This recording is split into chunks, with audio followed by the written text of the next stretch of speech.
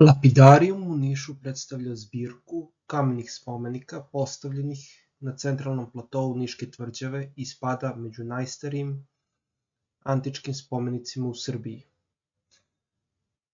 Prvi pomeni o ovom spomeničkom prostoru javljaju se kao kod austrijskog putopisca Feliksa Kanica. Zbirka je prvi put izložena u tvrđavi 1887. godine, pa se može smatrati i prvom postavkom muzejskih eksponata u Nišu.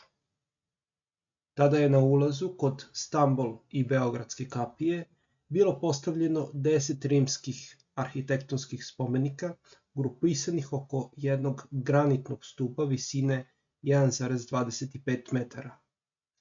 Prvobitni lapidarijum je uklonjen 1902. godine i na njegovom mestu je podignut spomenik knezu Milanu Obrenoviću i oslobodiocima Niša iz 1878. godine. Sadašnja zbirka kamenih eksponata postavljena je 1980. godine prema projektu Zavoda za zaštitu spomenika kulture iz Niša i sastoji se od 41 spomenika iz kasno antičkog razdoblja Niša i njegove okoline od 1. do 6. veka.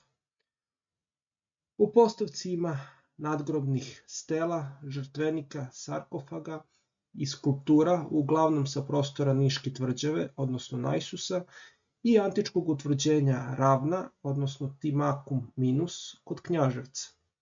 Pojedini spomenici doneti su sa lokaliteta iz okoline Niške Kamenice, Pirotskog Osmakova i drugih sela.